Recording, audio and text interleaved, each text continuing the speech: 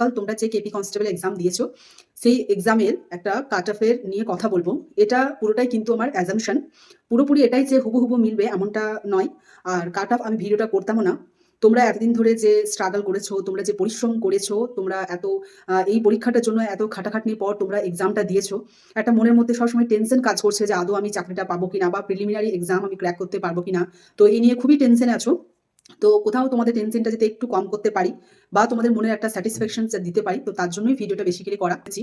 তো বেসিক্যালি কোনো একটা এক্সামের কাট অফ ডিপেন্ড করে তোমার কত কোশ্চেন্স লেভেল কেমন ছিল, কত ভ্যাকেন্সি আছে, কতজন প্রেজেন্ট ছিল, এই সবগুলোর উপর কিন্তু ডিপেন্ড করে। তোমাদের যে কেপি কনস্টেবল এক্সাম কালকে হয়েছে, তো সেটার কোশ্চেন্স প্যাটার্নটা কেমন ছিল তোমরাই বলো। কোশ্চেনের প্যাটার্ন কেমন ছিল? কোশ্চেন্স না খুব হার্ড ছিল না খুব ইজি ছিল, মানে বলা যেতে পারে কিছু কিছু কোশ্চেন্স যেগুলো আমরা সহজেই পারবো, আর কিছু আমার কোশ্চেন ছিল যেগুলো কিন্তু একটু অ্যাডভান্স লেভেলে ছিল। তো আমি এখানে ওই জন্য এটা লিখেছি ইজি টু মডারেট, আমি কিন্তু হার্ড লিখিনি, মোটামুটি ইজি টু মডারেট লিখেছি। কারণ ডাব্লিউপি কনস্টেবল এক্সাম হলো, সেই যে কোশ্চেন্স প্যাটার্নটা যদি বলি তাহলে তার তুলনায় এটা কিন্তু ভালো ছিল, তাই আমি লিখেছি ইজি টু মডারেট। তো তোমরা কমেন্টে জানাও তোমাদের কেমন লেগেছে। সেকেন্ড নাম্বার হচ্ছে যে ভ্যাকেন্সি কত আছে। তো এবারে দেখা গেছে যে তোমাদের কেপি কনস্টেবলের টোটাল ভ্যাকেন্সি আছে ৩,৯৬৯টা কিন্তু ভ্যাকেন্সি এবার আছে। তার মধ্যে আবার ক্যাটাগরি ভাগ করে আছে। মেল যারা তাদের জন্য আছে ৩,৬২৪টা, আর যারা ফিমেল আছো তাদের আছে ৩৪৫টা। যারা ফিমেল আছো তাদের আছে ৩৪৫টা, আর যারা মেল আছো তাদের আছে ৩,৬২৪। টোটাল হচ্ছে ৩,৯৬৯। ঠিক আছে।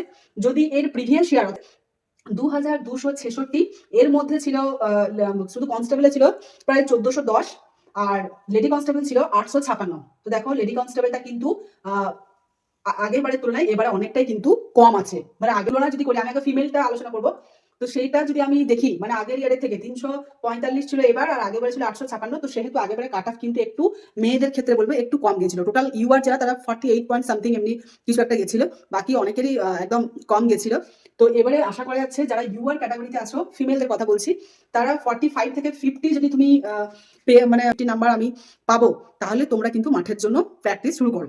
তোমাদের 45 থেকে 50 কাট অফ যাওয়ার সম্ভাবনা আছে। আগেবারের তুলনায় এবারে কিন্তু একটু কাট অফ মেয়েদের ক্ষেত্রে বলছি একটু বেশি যাওয়ার চান্স আছে। তার ছেলেদের যদি কথা বলি, ছেলেদের টোটাল ভ্যাকেন্সি আছে ৩,৬২৪টা।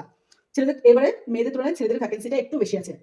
তো এবার ধরা যাচ্ছে যারা ইউআর ক্যাটাগরিতে আছো তাদের 55 থেকে যদি 60 নাম্বার থাকে, তাহলে সকলেই তোমরা কিন্তু মাঠের জন্য প্রস্তুতি শুরু করো, তোমরা কিন্তু মাঠে ডাক পাবে। আগেবারে যে ছেলেদের একটা খুব হাই কাট অফ গেছিল 67 পয়েন্ট সামথিং কিছু একটা কাট অফ গেছিল, তার তুলনায় আমার মনে হয় এবার ছেলেদের কাট অফ একটু কম কিন্তু যাবে। তার কত স্কোর আসছে তোমরা অবশ্যই কমেন্ট সেকশনে লিখো। যেটা কোথাও যদি হেল্পফুল মনে হয় বা তোমাদের কোথাও ভালো লেগে থাকে, তাহলে অবশ্যই লাইক কমেন্ট সাবস্ক্রাইব করতে ভুলো না।